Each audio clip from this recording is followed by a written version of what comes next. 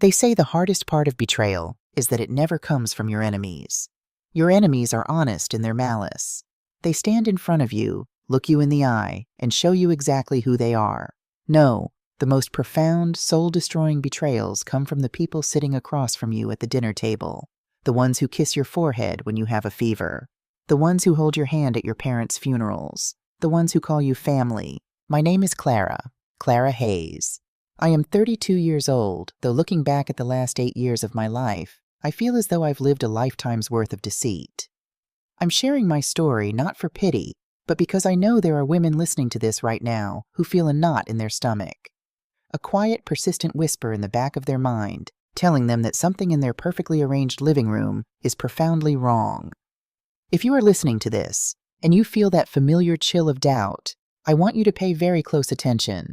Do not silence that voice. It is the only thing keeping you alive. When I met Julian Vance, I was 23. I had just inherited a substantial, self-sustaining business and a healthy trust fund from my late grandfather. I was young, grieving, overwhelmed by my new responsibilities, and desperately lonely.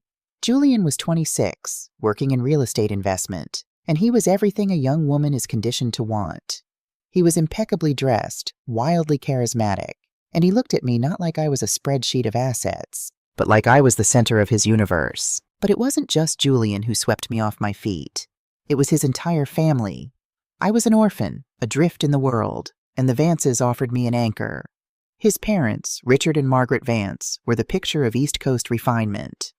Richard was a retired financial consultant who smoked cigars and called me kiddo with a warm, fatherly chuckle.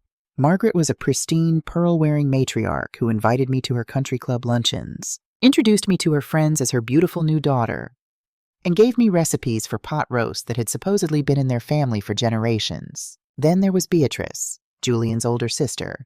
She was sharp-tongued, a bit demanding, and fiercely protective of her brother. At first, she was cold to me, which only made me try harder to win her approval. When she finally started inviting me out for coffee and asking for my advice on her wardrobe, I felt a genuine sense of accomplishment. I had cracked the inner circle. I belonged. We married when I was 24. Looking back, the warning signs were all there, draped in the guise of traditional family values. Richard had pulled me aside before the wedding, swirling a glass of scotch, and suggested that since I was so busy running my grandfather's supply chain logistics company, Julian should take over the management of my personal portfolio. "Let the men handle the stress of the markets, Clara," Richard had said, patting my shoulder. "You focus on your business and building a home. Julian has a brilliant mind for growth. Keep it in the family." Margaret chimed in, adjusting my collar. "Marriage is about partnership, darling. What's yours is his, what's his is yours. We Vances take care of our own." I believed them. I signed the power of attorney. I gave Julian access to the accounts, trusting him to grow our wealth while I worked 60-hour weeks to keep my company thriving. And for 8 years, everything seemed flawless. We lived in a stunning penthouse. We took vacations to Aspen and Santorini. Julian was always attentive, always bringing home flowers, always ready with a back rub after a long day. He was a master of the illusion of transparency. He would occasionally show me glossy portfolios and charts, throwing around terms like diversified asset allocation and long-term yield. He told me he was moving large chunks of my income into offshore trusts and real estate developments to shield us from taxes. I didn't question it. Why would I? His father, the esteemed Richard Vance, reviewed the portfolios with him every Sunday. I trusted the men I loved. I was so incredibly naive. The first real crack in the foundation didn't happen with a lipstick stain on a collar or a late-night text message. It happened over something entirely mundane. It happened because of a lawnmower. It was Thanksgiving, just a few months ago. The air in the city had turned bitterly cold, biting through wool coats and freezing the puddles on the sidewalks. I had been looking forward to this Thanksgiving for months. I had ordered a massive heritage turkey, spent days planning the menu, and was ready to host the entire Vance family. But 3 days before the holiday, Margaret called me, her voice dripping with artificial disappointment. "Clara, darling, I am just heartbroken," she sighed into the receiver. "Richard's brother in London has taken ill. We simply have to fly out to be with him. It's a family emergency. Beatrice is coming with us to help with the arrangements. I am so sorry to leave you and Julian alone for the holiday." I was disappointed, of course, but I understood. Family comes first. That was the Vance motto. The morning of Thanksgiving, Julian woke up early. He didn't reach for me.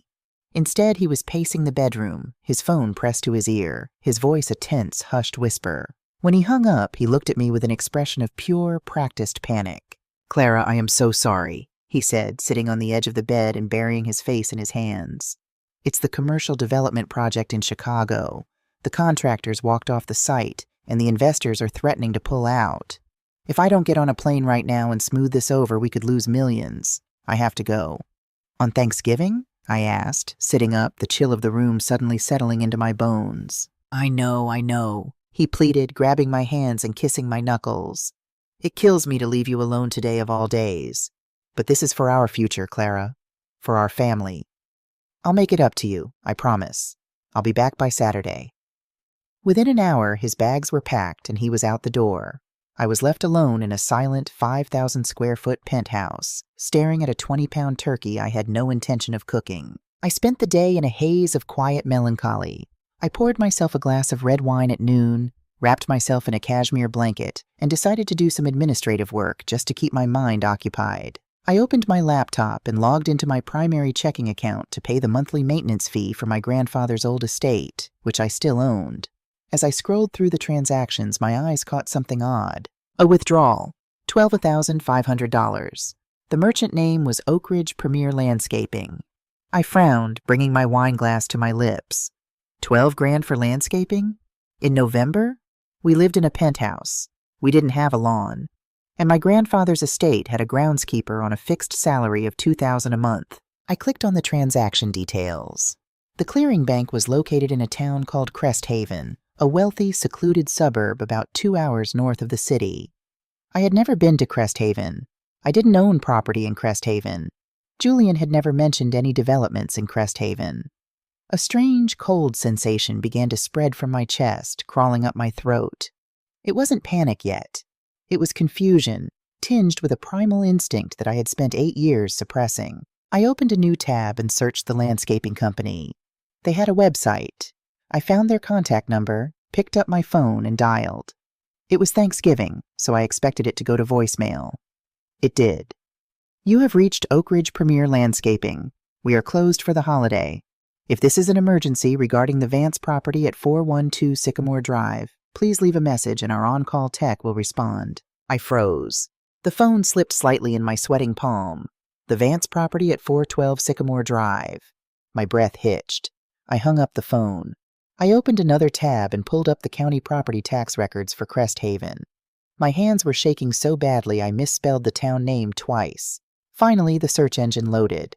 I typed in 412 Sycamore Drive. The page refreshed. The owner of the property was listed as the Vance Family Irrevocable Trust. A trust. Julian had set up dozens of trusts. He always told me it was standard practice. But the mailing address for this specific trust wasn't Julian's office. It wasn't our accountant's office. It was a P.O. box in Crest Haven. The cold sensation in my throat morphed into a suffocating grip. I looked at the time. It was 4 p.m. Julian's flight to Chicago would have landed hours ago. I picked up my phone and called him. It rang straight to voicemail. "Hey, it's Julian. Leave a message." I called Margaret's cell phone, supposedly in London. It rang, standard American ringtone, not the international tone, before going to voicemail. I called Beatrice. Same thing. The silence in the penthouse was no longer just lonely. It was deafening. It felt like the walls were closing in, pressing the air out of my lungs. I didn't think. I just acted. I threw off the blanket, walked to the closet, and pulled on a heavy wool coat over my sweater. I grabbed my car keys, my purse, and walked out the door. The drive to Crest Haven was a blur of black asphalt and freezing rain. The windshield wipers beat a frantic, rhythmic tempo that matched the hammering of my heart. 2 hours. 2 hours of gripping the steering wheel so tightly my knuckles turned white, my mind racing through every possible rational explanation. Maybe it was an investment property he was flipping. Maybe it was a surprise anniversary gift. Maybe he had bought a house for his parents and kept it a secret because why? Why would he lie about going to Chicago? Why would they lie about London? The deeper I drove into Crest Haven, the more the dread settled into my bones. This wasn't a town where you flipped houses. This was a town of sprawling estates, high wrought iron gates, and old money. The trees were massive, their bare branches clawing at the dark November sky. I turned onto Sycamore Drive. The street was wide and lined with tasteful, low-lit street lamps. I drove slowly, checking the numbers on the stone pillars guarding the driveways. 390, 400, 408, then 412. I didn't pull into the driveway. I parked my car on the shoulder of the road, 2 houses down, under the deep shadow of an ancient oak tree. I turned off the engine. The sudden silence of the car was oppressive. I stepped out into the freezing cold. The rain had stopped, leaving a heavy, icy mist in the air. I pulled my collar up against the wind and began to walk toward the property. The driveway was long, curving gently past manicured lawns. The $12,000 landscaping was evident even in the dark. At the end of the driveway sat a house. No, not a house. A mansion. It was a sprawling, colonial-style estate with white pillars, a wraparound porch, and massive bay windows that glowed with warm golden light against the black night. In the driveway, parked neatly in a row, were 3 cars. One was a silver Mercedes SUV, Beatrice's car. The second was a black Lexus sedan, Richard and Margaret's car. The third was a dark blue Porsche Cayenne, Julian's car. My breath plumed in the freezing air, coming in short, jagged gasps. My legs felt like lead, but I forced myself to keep walking, stepping off the gravel driveway and onto the damp, silent grass. I moved like a ghost, slipping through the shadows of the large oak trees that dotted the front yard, edging closer to the massive bay window on the ground floor. The curtains were drawn back, revealing a dining room that looked like something out of a magazine spread. A roaring fire crackled in a grand stone fireplace. The table was enormous, set with gleaming crystal, fine china, and a massive, perfectly roasted turkey in the center. I stood there in the freezing darkness, my hands pressed against the icy bark of a tree, and I looked into the window. Standing at the head of the table, carving the turkey with a silver electric knife, was my husband, Julian. He was wearing a casual cashmere sweater, laughing, his face flushed and relaxed. To his right sat a woman I had never seen before. She was beautiful, perhaps my age or a little older, with honey blonde hair and a warm maternal smile. She was reaching out, affectionately resting her hand on Julian's forearm as he carved. Sitting next to her was a young boy, maybe 7 years old, and a little girl, perhaps 5. They shared Julian's dark hair and the woman's bright eyes. But it wasn't the sight of the other woman or the children that shattered my reality into a million jagged pieces. It was the rest of the table. Sitting across from the woman, raising a glass of wine and a toast, was Richard Vance. Next to him, smiling adoringly at the children, was Margaret. And at the end of the table, laughing at something Julian said, was Beatrice. My family, the people who had held me when I cried over my grandfather, the people who told me I was the daughter they never had, the people who had sworn just 3 days ago that they were flying to London. They were all there, laughing, eating, celebrating. They looked so comfortable, so settled. This wasn't a secret rendezvous. This was a tradition. This was a family, their family. I stood in the dark, the freezing wind biting at my tears, and watched my husband lean down and kiss the blonde woman on the lips. I watched my mother-in-law pass the gravy to the little boy, ruffling his hair. I watched my sister-in-law clink her glass against the woman's glass. Sisters in everything but name. I didn't scream. I didn't bang on the glass. I didn't storm through the front door and demand answers. If I had been 20, maybe I would have. But at 32, a woman who has built an empire knows that acting on raw, bleeding emotion is how you lose the war. I stepped back from the window, retreating into the shadows. The cold had seeped entirely into my soul, freezing the shock and the heartbreak into something else. Something hard, something sharp, and crystalline, and utterly devoid of mercy. I turned around and walked back down the long, sweeping driveway, leaving the glowing house behind me. The gravel crunched softly under my boots. I got into my car, locked the doors, and sat in the dark for a long time. I didn't just have a cheating husband. I didn't just have an unfaithful partner. I was the victim of a coordinated psychological and financial siege engineered by an entire family. For 8 years, I had been the golden goose, the naive, orphaned girl they had chosen to fund their real lives. Every vacation, every designer suit, Every drop of gas in that Porsche and every blade of grass on this magnificent estate was paid for with my blood, my sweat, and my grandfather's legacy. I started the engine. The heater blasted warm air over my frozen hands, but I couldn't feel it. I pulled out onto the dark road, heading back toward the city. The tears had stopped completely. I wasn't Clara the loving wife anymore. I was Clara the CEO, and the Vance family had just executed a hostile takeover of my life. They thought I was just a polite, compliant girl who signed wherever she was told.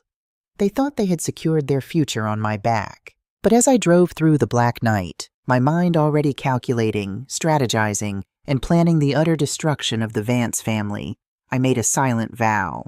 I was going to take it all back. Every single dime, every ounce of dignity. And when I was finished with them, they wouldn't even have the dirt beneath their manicured lawns to call their own. The war had begun, and they didn't even know I was on the battlefield. The drive back to the city that Thanksgiving night was a masterclass in dissociation. By the time I pulled into the underground garage of our building, my tears had dried into a stiff, salty mask on my face. I rode the elevator up to the penthouse, unlocked the door, and stepped into the suffocating warmth of the life I had built for a ghost. The 20-pound heritage turkey was still sitting on the granite kitchen island, thawing in its pristine vacuum-sealed packaging. It was a symbol of my domestic devotion, my desperation to create the perfect holiday for a family that was currently digesting a different bird, bought with my money, carved by my husband, in a house I unknowingly owned. I didn't cry.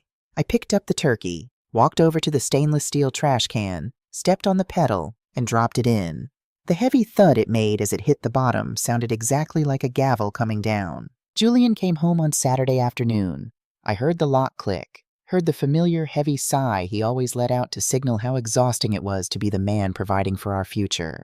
He walked into the living room, dropping his leather duffel bag, a gift I had bought him for our 3rd anniversary, onto the floor. He looked tired, but it wasn't the haggard exhaustion of a man who had spent 3 days fighting hostile contractors in Chicago.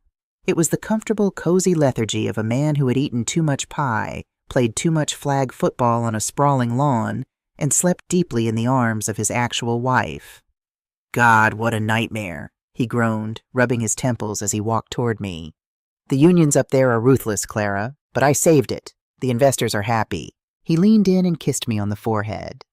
It took every ounce of self-control I possessed, every shred of discipline I had learned in corporate boardrooms, not to recoil. I forced my muscles to relax.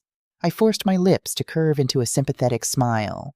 Up close, I could smell the faint, lingering scent of a wood-burning fireplace on his sweater.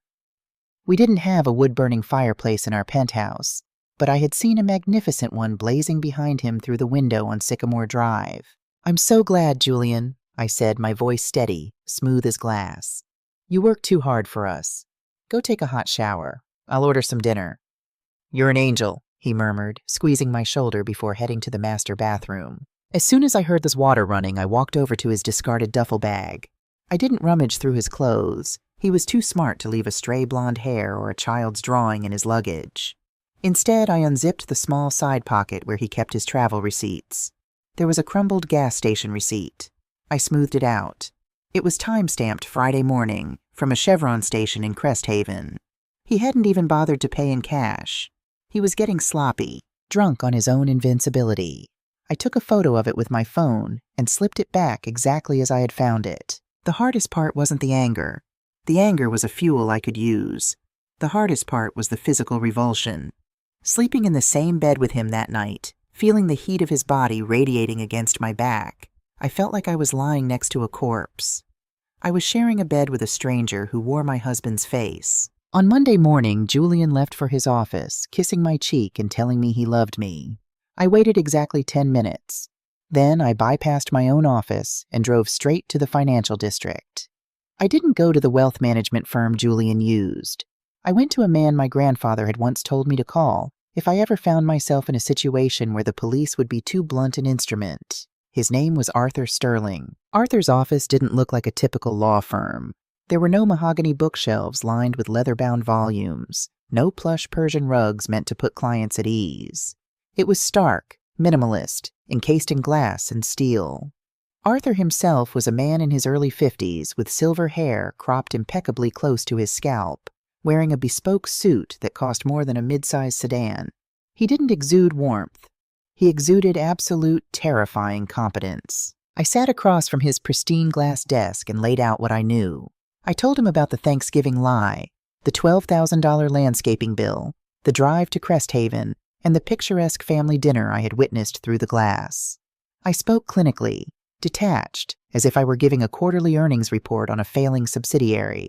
Arthur listened without interrupting, his pale blue eyes fixed on me, his hands steepled under his chin. When I finished, the silence in the room stretched for a long minute. "Most women in your position would be in my office crying, Mrs. Hayes," Arthur finally said, his voice a low, gravelly baritone. "Or they would have already confronted him and hired a divorce attorney who charges by the hour to hold their hand." "I don't need my hand held, Mr. Sterling," I replied evenly. "I need an autopsy of my life, and then I need a weapon." The corner of Arthur's mouth twitched upward by a fraction of a millimeter. It was the closest thing to a smile I would ever see from him. "Very well. Give me 48 hours and unfettered access to your primary banking credentials. Do exactly as you have been doing. Smile at your husband. Ask him about his day. Do not change a single password yet." Those 48 hours were an exercise in psychological torture. Margaret and Richard returned from their fictional trip to London on Wednesday. They invited Julian and me over to their townhouse for dinner to make up for missing Thanksgiving. I sat at their antique dining table, drinking their expensive wine, while Margaret regaled me with stories of the dreary London weather and how much they had missed me. "We bought you a lovely cashmere scarf at Harrods, Clara darling," Margaret said, patting my hand affectionately. Her eyes were warm, maternal. "Thank you, Margaret," I smiled back, looking into the eyes of a woman who just days prior had been passing gravy to her secret grandchildren in a house bought with my stolen money. "You're always so thoughtful." Beatrice, sitting across from me, swirled her wine glass. "You really should have seen the West End show we caught, Clara, though I know you're always too busy working to enjoy the finer things." "Someone has to keep the lights on," Julian chuckled, winking at me. The entire table laughed. A warm, happy family joke. I looked at all of them.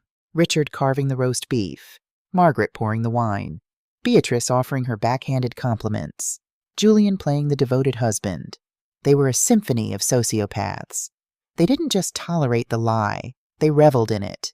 They enjoyed the thrill of sitting across from the mark, eating food paid for by her labor, acting out a play they had rehearsed 1,000 times.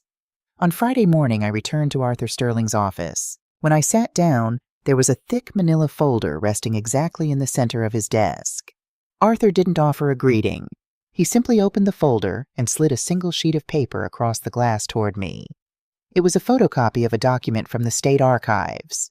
"I ran a comprehensive background check on Julian Vance," Arthur said, his tone entirely devoid of emotion. "And I cross-referenced the address you provided in Cresthaven. The woman you saw carving the turkey with Julian is named Bethany Ann Miller, now Bethany Ann Vance." I looked down at the paper.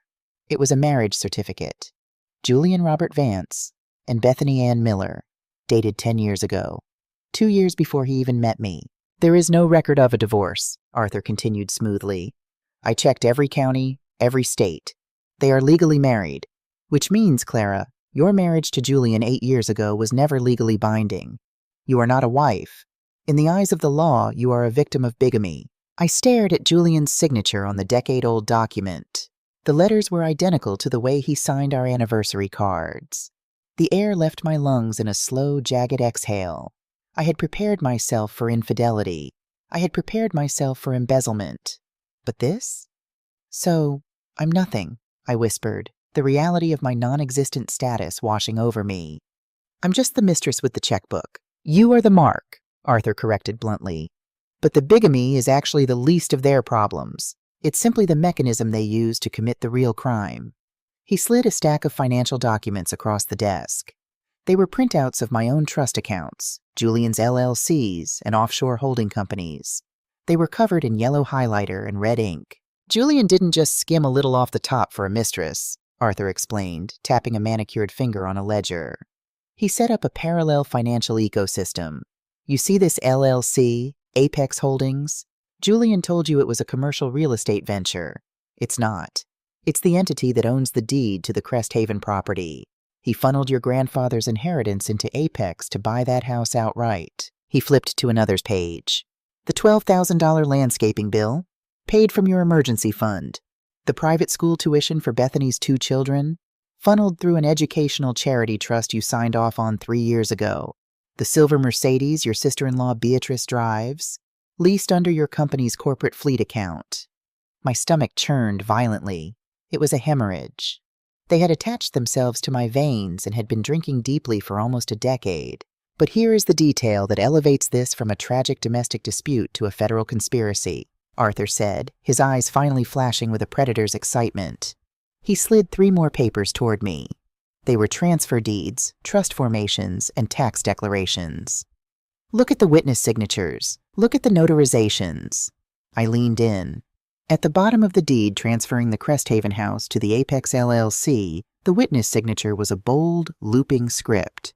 Richard Vance. On the trust documents that funneled my money into the children's tuition, the listed co-trustee was Beatrice Vance. Julian didn't do this alone, Arthur said quietly. He couldn't have. He needed Richard's financial expertise to bypass the fail-safes your grandfather left in place. He needed Beatrice to manage the day-to-day transfers locally while he played the busy husband with you. And he needed Margaret to play the loving mother-in-law to keep you docile, trusting, and deeply embedded in their web. I stared at the signatures. The sheer scale of the betrayal was paralyzing. This wasn't a man who made a mistake and got in too deep, desperately trying to juggle 2 lives. This was a predatory family syndicate. They had targeted me, an orphaned 23-year-old heiress with no parents to protect her, no siblings to question the paperwork. They had groomed me, isolated me with their fake affection, and systematically dismantled my wealth to build an empire for Julian's real family. Bethany knew too, I said, my voice barely above a whisper. She had to know. Oh, she knows, Arthur confirmed. I pulled her credit history. She hasn't worked a day in 10 years. Her name is on the joint accounts that receive the dividends from Julian's shell companies. She is sitting in a $2 million estate, raising her children on your dime, fully aware that her husband is playing house with a wealthy woman in the city to fund their lifestyle. I closed my eyes. The image of Margaret passing the gravy, of Beatrice clinking glasses with Bethany, of Richard toasting the table. It wasn't just a happy family dinner. It was a board of directors celebrating a highly successful 8-year-long corporate heist. If you go to the police right now with the bigamy, Arthur warned, leaning back in his chair, Julian will get arrested. It will be a scandal. But bigamy is often treated as a low-level felony. He might do a year in a white-collar facility. And during that time, Richard and Beatrice will liquidate the offshore accounts, sell the Cresthaven house, and hide the money. You will spend a decade in civil court trying to claw back pennies on the dollar, while they live comfortably in a non-extradition country. I opened my eyes and looked at Arthur. The shock was gone. The grief was gone. What remained was a cold, absolute clarity. They had treated me like a bank. They had viewed my life, my youth, and my love as nothing more than raw capital to be exploited. I don't want pennies on the dollar, Arthur, I said, my voice eerily calm. And I don't just want Julian in a jail cell. What do you want, Clara? I want everything, I stated, leaning over the glass desk. I want the Cresthaven house. I want the offshore accounts. I want the clothes off Beatrice's back and the pension Richard thinks he has. I want to see Margaret Vance humiliated in front of the country club she parades around in. I want to bankrupt every single one of them, legally, methodically, and permanently. Arthur Sterling looked at me for a long time. Then, very slowly, he reached into his desk drawer and pulled out a fresh blank legal pad. A scorched earth campaign, he mused, uncapping his gold fountain pen. Excellent. The law is a very blunt instrument, Clara, but in the right hands, it can be a scalpel. They built this empire using your money and their fraudulent signatures. We are going to use those exact same signatures to build a cage they can never escape. He looked up at me, his eyes gleaming with the thrill of the hunt. You will have to go back to that penthouse. You will have to kiss him. You will have to attend Sunday dinners with Richard and Margaret. You will have to be the perfect, blind, adoring wife for just a little while longer. Can you do that? I thought of the Thanksgiving turkey in the trash. I thought of Julian's smug, tired face. I ran a company by the time I was 22, Arthur, I said, a dangerous, razor-thin smile touching my lips. I know how to manage a hostile work environment, Tell me what to sign. Living with a parasite requires a very specific kind of dissociation. For the next 2 months, I became an actress in a play where I was the only one who knew it was a tragedy. I woke up every morning, brewed Julian his favorite dark roast coffee, and kissed his cheek before he left for work. I listened to his fabricated stories about difficult clients and stressful board meetings with wide, sympathetic eyes. I attended Sunday brunches with Richard and Margaret, eating scones and listening to them debate the merits of different country club memberships, all while knowing they were plotting my financial ruin between sips of mimosas. It was exhausting. It was physically painful. Every time Julian touched me, my skin crawled. Every time Beatrice called me sister, I tasted bile in the back of my throat. But I used that revulsion. I channeled it into a cold, diamond-hard focus. While Julian slept, dreaming of his other life in Cresthaven, I worked. I memorized the rhythm of his breathing. When it deepened into the heavy cadence of REM sleep, I would slip out of bed, bypass the alarm system I had secretly rewired, and enter his home office. Julian was arrogant, and arrogant men always make mistakes. He believed I was completely technologically illiterate when it came to finance. He kept a biometric safe hidden behind a bookshelf, but he had a terrible habit of wiping his thumb on the mahogany desk before pressing it to the scanner. A little graphite dust and a piece of clear tape were all it took to lift his print. Inside the safe, I found the Holy Grail, the encrypted hard drive containing the raw, unfiltered ledgers of the Apex LLC and the offshore accounts. I copied everything. Every tax evasion scheme, every forged signature, every wire transfer that funneled my grandfather's legacy into Bethany's lap. I handed it all over to Arthur Sterling. Arthur was a maestro of destruction. We met twice a week in his glass-walled office, constructing the guillotine. "The Vance family operates on a fundamental weakness, Clara," Arthur said one rainy Tuesday, reviewing the copied ledgers. "Greed. They have been siphoning your wealth slowly, carefully, so as not to kill the host. We are going to offer them a feast so massive, they will choke on it." Arthur's plan was a masterpiece of legal entrapment. Using my grandfather's logistics company as the bait, Arthur drafted a labyrinthine set of documents for a new entity, the Hayes Vance Global Syndicate. The narrative we constructed was that my company was about to merge with a European shipping giant, resulting in a liquid windfall of over $50 million. However, to shield this new, massive wealth from corporate taxes, we needed to consolidate all existing family assets into a singular, impenetrable master trust. "If they sign this," Arthur explained, tapping the thick stack of watermarked paper, "they are legally pledging the Cresthaven property, the Apex LLC, Beatrice's shell companies, and Richard's offshore accounts as collateral into a trust that you are the sole beneficiary of, under the guise of an executive tax shield.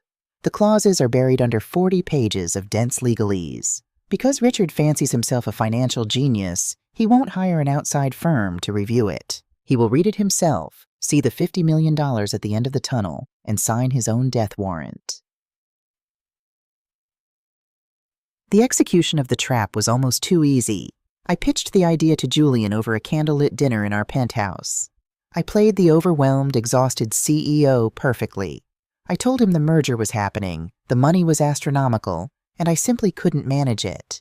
I told him I needed his brilliant mind and his father's expertise to protect our future. The look in Julian's eyes was sickening. It was the look of a starving wolf staring at an open sheep pen. He took the bait completely. 2 days later, we sat in the Vance family townhouse. Richard Vance put on his reading glasses and spent 2 hours pretending to scrutinize Arthur's documents. I sat on the velvet sofa, sipping tea, watching the greed war with the caution in the old man's eyes. But the lure of $50 million was too much. The phantom European merger blinded him to the razor wire hidden in the text. "It's an aggressive consolidation, Clara," Richard finally said, taking off his glasses and giving me a patronizing smile. "But Julian and I can manage the risk. It's the smart play to protect the family's new wealth." One by one they signed. Julian signed away the Apex LLC. Beatrice signed over the dummy accounts she used to lease her cars. Richard and Margaret signed over the deeds they had fraudulently witnessed. They thought they were locking me out. They didn't realize Arthur Sterling had just handed me the legal keys to every single thing they owned. The trap had snapped shut, and they couldn't even feel the steel teeth in their legs. With the legal cage locked, it was time to build the stage. Our 8th wedding anniversary was approaching. Julian, flush with the anticipation of his impending $50 million payday, insisted on throwing a massive party. He wanted to show off. He wanted to stand in front of the New York elite and play the king. I agreed enthusiastically. I booked the grand ballroom at the Pierre Hotel. I spared no expense. I invited 200 guests. The board members of my company, the partners at Julian's real estate firm, Margaret's entire country club social circle, and every high-net-worth investor Richard Vance had ever tried to impress. I even sent a discreet, anonymous invitation to the Cresthaven P.O. box, knowing Bethany wouldn't dare show up, but wanting her to know the exact moment her world ended. The night of the anniversary was a spectacle of diamonds, silk, and hypocrisy. Crystal chandeliers cast a warm golden glow over the ballroom. Waiters carried trays of vintage champagne. A string quartet played softly in the corner. I wore a floor-length emerald green gown that cost more than most people's cars. Julian wore a custom Tom Ford tuxedo. He paraded me around the room by the small of my back, accepting congratulations, shaking hands, playing the devoted, successful husband to perfection. Margaret and Richard held court near the ice sculpture, bragging to their friends about the massive European merger their brilliant son was brokering for his wife. Beatrice was dripping in jewels, bought with my money, laughing loudly with the wives of banking executives. At 10 o'clock, the quartet stopped playing. Julian tapped his champagne flute with a silver fork. The melodic clinking echoed through the ballroom, and a hush fell over the crowd. 200 faces turned toward the grand staircase where Julian and I stood. "Family, friends, esteemed colleagues," Julian began, his voice projecting with practiced charisma. He turned to me, taking my hands in his. 8 years ago, I married the most incredible woman in the world. Clara, you are my rock. You are the foundation of this family. Everything I do, every late night at the office, every sacrifice, has been to build a beautiful life for us. A collective awe rippled through the older women in the crowd. Margaret dabbed at her eyes with a silk handkerchief. "We've had an incredible journey," Julian continued, flashing his perfect teeth. "And tonight, Clara has prepared a short video presentation to take us down memory lane. To my beautiful wife, I love you." He raised his glass. The room raised their glasses. "To Clara and Julian." Julian stepped back, gesturing to the massive projector screen that had been lowered against the far wall. The lights in the ballroom dimmed to a dramatic, theater-like darkness. I stepped up to the microphone. The microphone stand was cold against my palms. I looked out over the sea of faces. I saw Richard's smug satisfaction. I saw Beatrice's envious glare. I saw Julian waiting for a montage of our vacations to Aspen and Paris. "Julian is right," I said, my voice echoing clearly through the massive room. "Everything he has done for the last 8 years has been about building a life for his family. And tonight, I think it's only fair that we celebrate all of his family." I pressed the button on the remote in my hand. The screen flashed to life, but it wasn't a picture of our wedding day. It was the high-resolution scan of the marriage certificate from 10 years ago. Julian Robert Vance and Bethany Ann Miller. The dates were highlighted in glaring neon yellow. A murmur of confusion rippled through the crowd.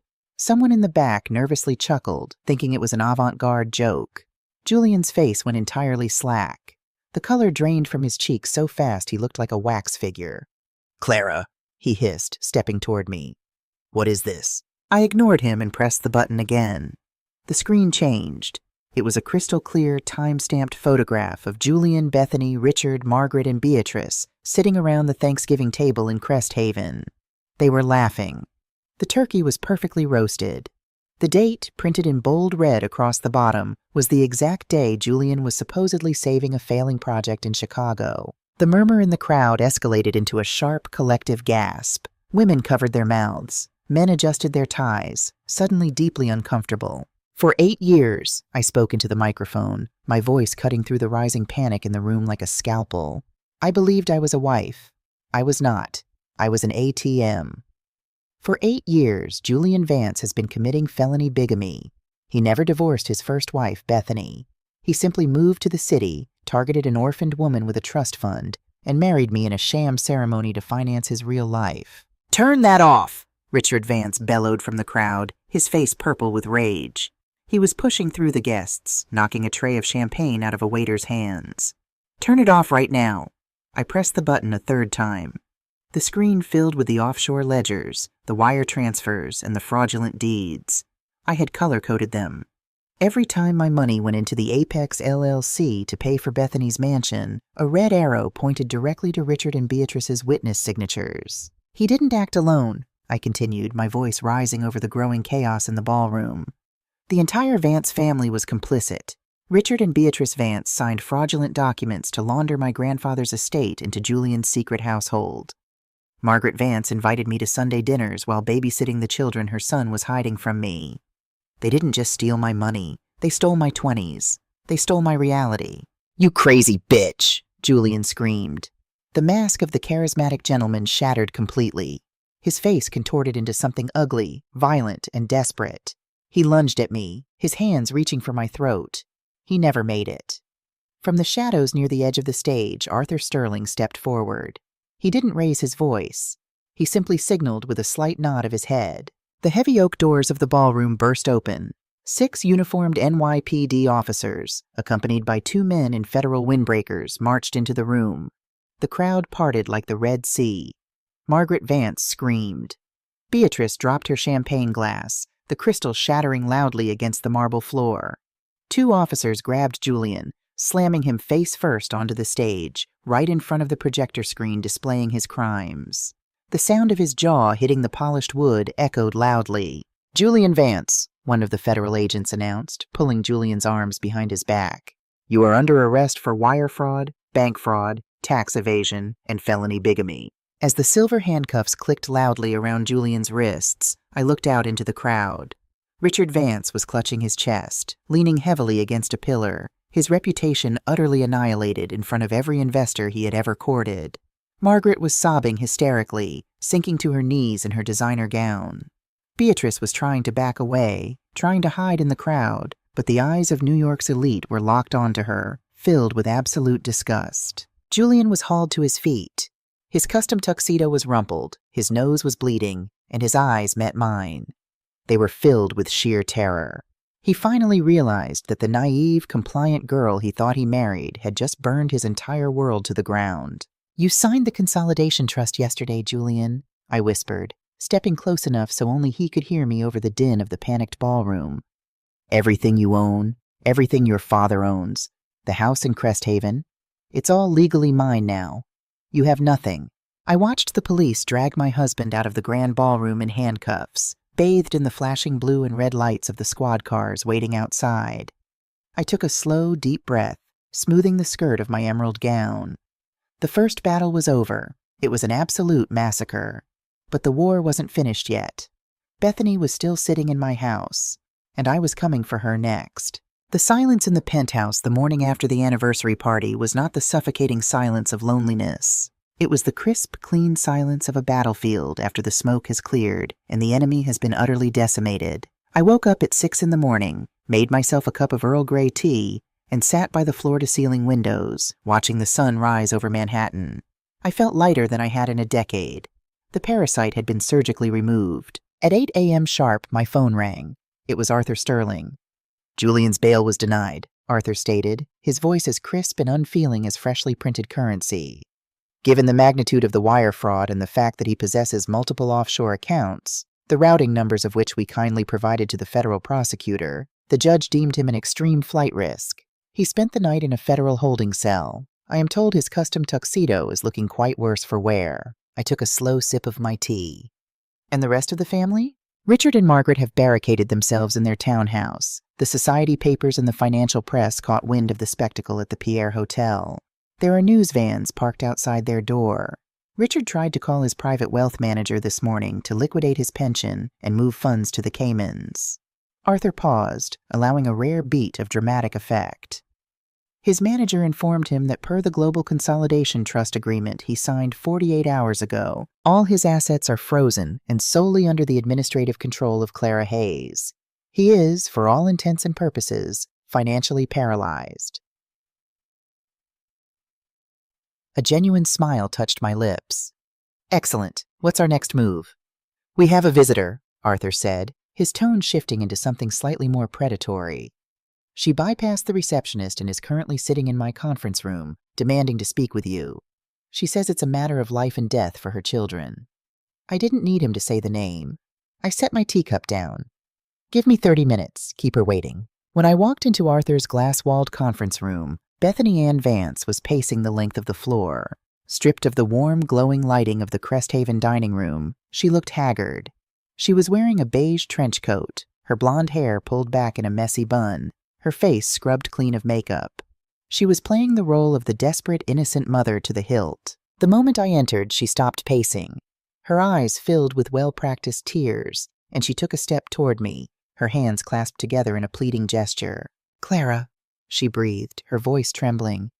"Oh my God, Clara, I am so sorry. You have to believe me. I had no idea. I didn't know you existed until the FBI raided our house at 2 a.m. Julian told me his business was booming. He told me he was traveling for clients. I swear on my children's lives I thought I was his only wife." I didn't say a word.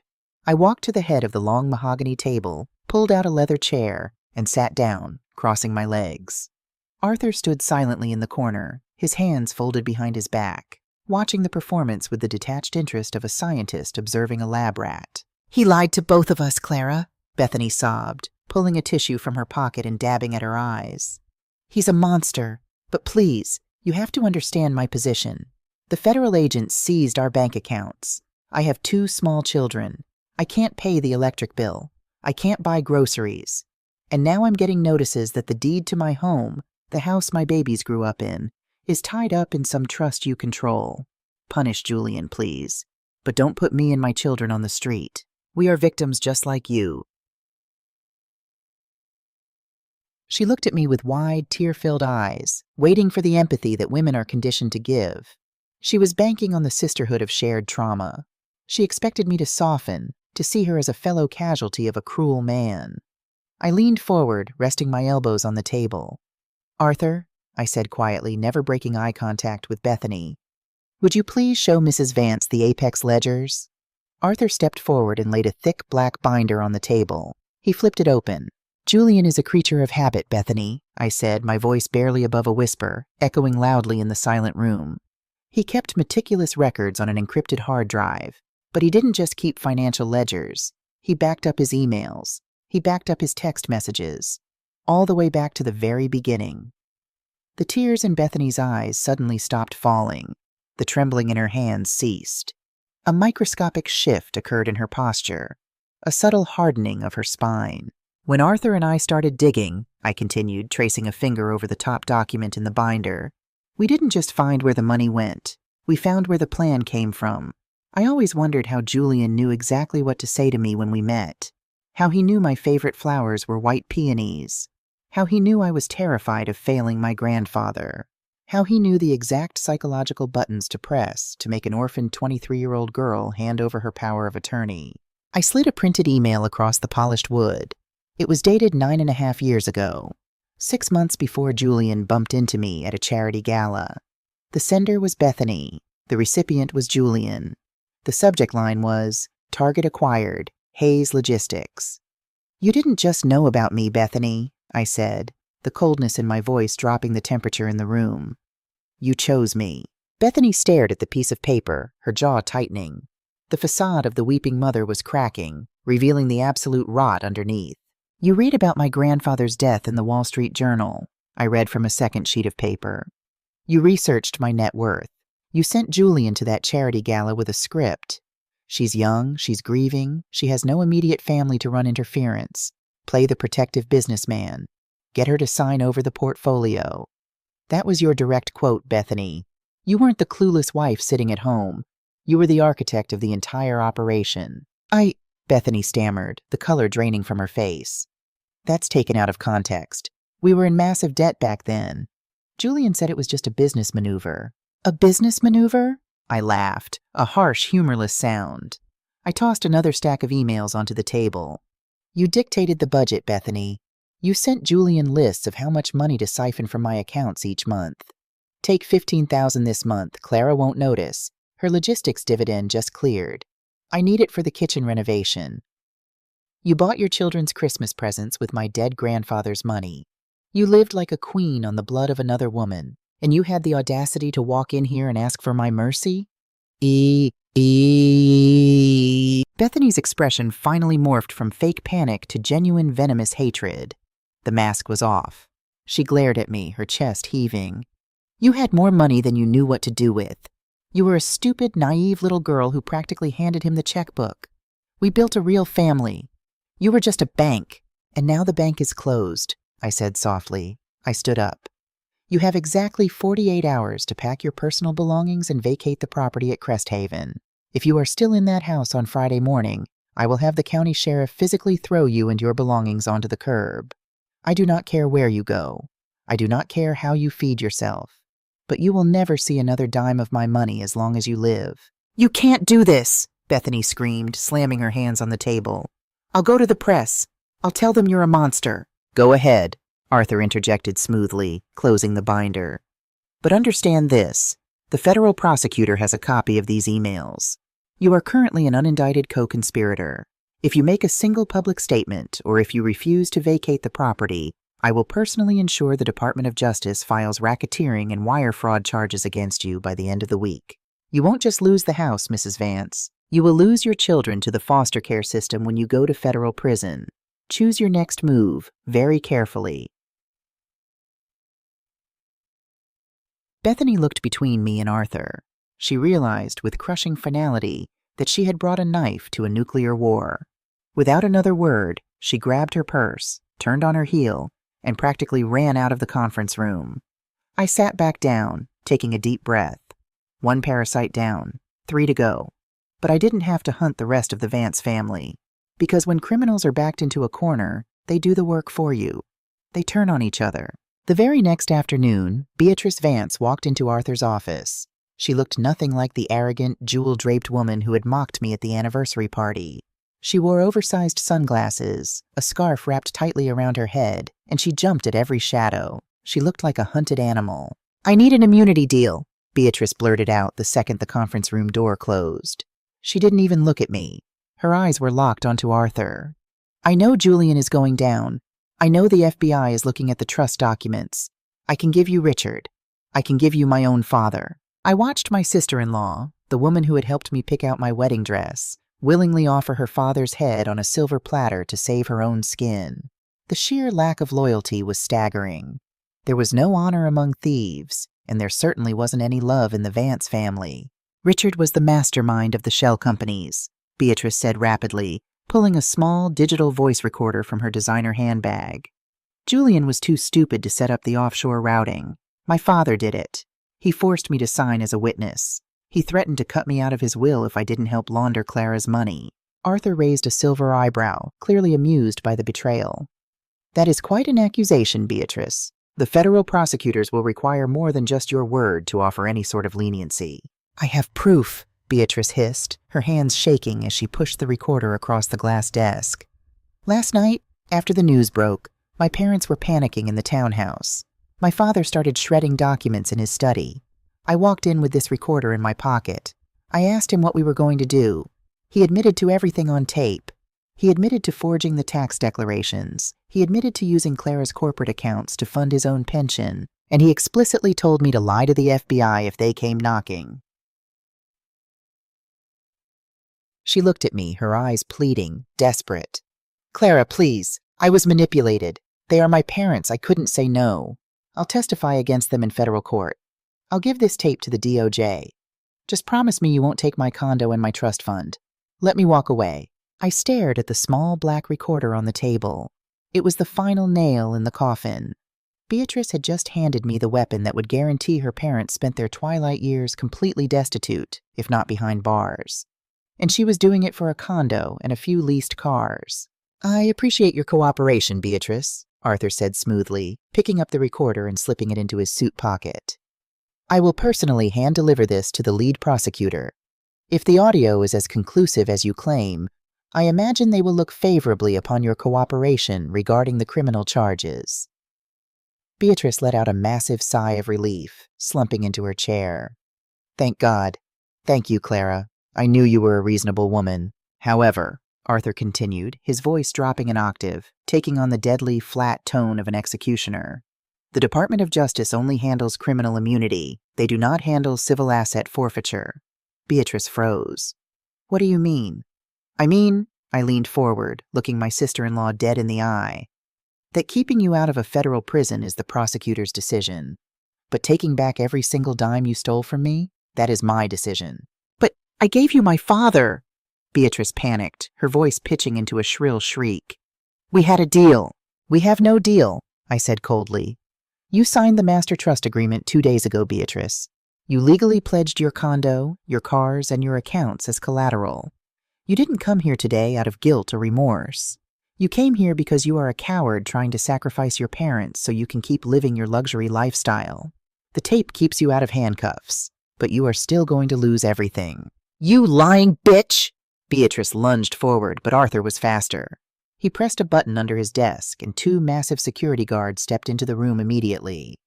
Escort Ms. Vance from the premises, Arthur instructed calmly. If she returns, have her arrested for trespassing. Beatrice was dragged out of the office, kicking and screaming obscenities, her oversized sunglasses flying off her face.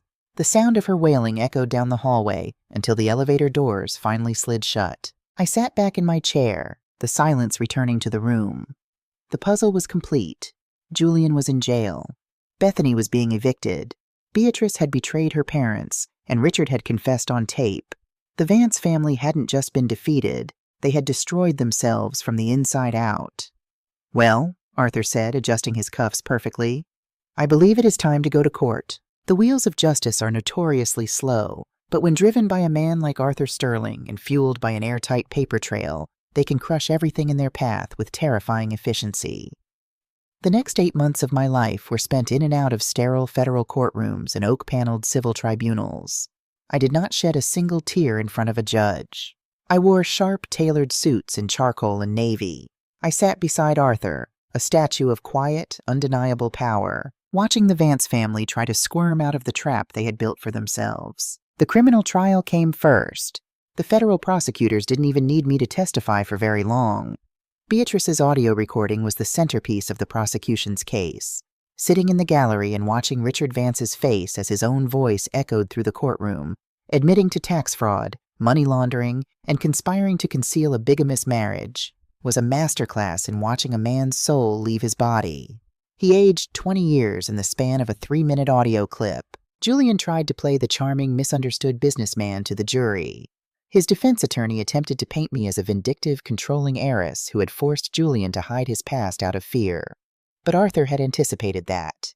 He handed the prosecutor the emails Bethany had written, the ones where she plotted to target me like a corporate acquisition. When the prosecutor read those emails aloud, detailing the exact amounts Julian was ordered to steal from my accounts to pay for his secret children's private schools, the jury's faces hardened into stone. You can forgive a man who makes a mistake for love. You do not forgive a predator who hunts for sport. The verdicts were swift and brutal. Julian Robert Vance was found guilty of wire fraud, bank fraud, tax evasion, and felony bigamy. The judge, a stern woman in her late 60s who looked at Julian with the kind of disgust usually reserved for vermin, did not offer a shred of leniency. She sentenced him to 10 years in federal prison. When the bailiffs led him away in handcuffs, he didn't look back at me. His arrogance had finally been replaced by the crushing reality of a concrete cell. Richard Vance, thanks to his age and a sudden, highly convenient heart condition, avoided prison time. He was given 5 years of federal probation. However, the judge slapped him with a criminal restitution order so massive it would have bankrupted a small country. Margaret Vance, complicit but shielded slightly by her husband's overbearing control of the finances, was given 3 years of probation. But keeping them out of a jail cell was just the appetizer. The civil trial was the main course, and Arthur Sterling was the head chef.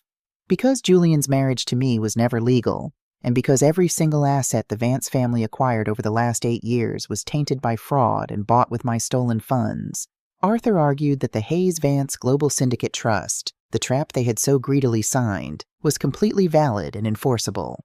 The civil judge agreed.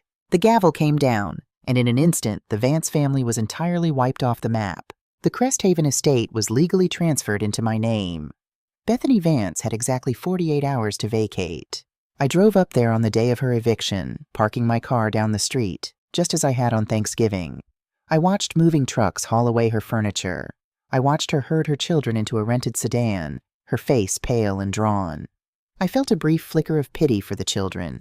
They didn't ask to be born into a web of lies. But I did not feel an ounce of pity for Bethany. She had gambled with another woman's life to fund her own, and she had lost. She moved into a small two-bedroom apartment in a neighboring state, entirely dependent on government assistance, as every dollar in her bank accounts had been seized. Beatrice's immunity deal kept her out of federal prison, but it didn't save her from Arthur. Using the civil forfeiture ruling, we seized her luxury condo, liquidated her offshore accounts, and repossessed her leased vehicles. The woman who used to mock my work ethic at country club luncheons was forced to move into a tiny studio apartment in Queens and get a job as a receptionist at a dental clinic just to pay her basic utility bills. As for Richard and Margaret, they were the architects of their own private hell. The civil judgment wiped out Richard's pension, his savings, and the equity in their pristine townhouse. They were forced to declare Chapter 11 bankruptcy. They had to sell the townhouse at a massive loss just to pay their mounting legal fees. They moved into a modest, cramped rental unit on the outskirts of the city. Margaret Vance, the woman who loved to parade around in pearls and brag about her family's prestige, was abruptly dropped by every single one of her high society friends. The country club revoked their membership. Their names became toxic. They were left with nothing but each other, trapped in a tiny apartment, blaming one another for the greed that had cost them their empire. Which brings me to today. I am standing on the wraparound porch of the Cresthaven estate. The air is crisp, hinting at the approaching autumn. The landscaping still looks immaculate, though I have fired Oak Ridge Premier Landscaping and hired a local company that charges a fraction of the price. I am not keeping the house. It's too big, and its walls are soaked in the ghosts of a family that never really existed. Tomorrow, a high-end real estate broker is coming to list the property. It will sell for millions, and every single cent will go straight back into my grandfather's logistics company, funding a new scholarship program for young women entering the corporate sector. I am 32 years old. I have my company, I have my wealth, and most importantly, I have my absolute freedom. When people hear my story, they often ask me how I survived it. How do you recover from the realization that the man you slept next to for 8 years, the family you broke bread with, were all actors in a play designed to destroy you?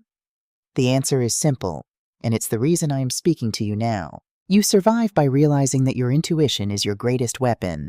Women are taught from a very young age to be accommodating. We are taught to be polite, to suppress our doubts, to smile and nod when a man explains our own finances to us.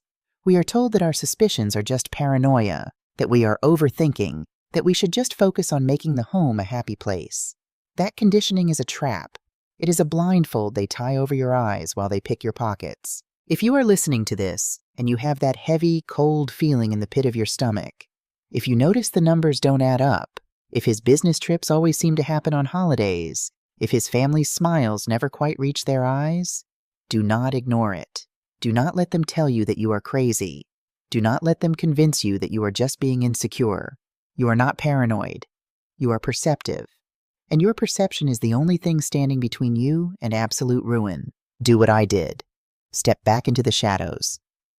Let them think you are blind. Let them think you are complacent. Gather your evidence in the dark. Find your own Arthur Sterling, someone cold, calculating, and entirely on your side. Build your armor, lock the doors, and when the time is right, you don't just confront them. You don't just ask for an apology or cry over what you've lost. You burn their lies to the ground, and you take back exactly what belongs to you. My name is Clara Hayes. I was a target. I was a victim, but I refuse to be a casualty. Thank you for listening. Trust yourselves, ladies. The truth is always worth the fight.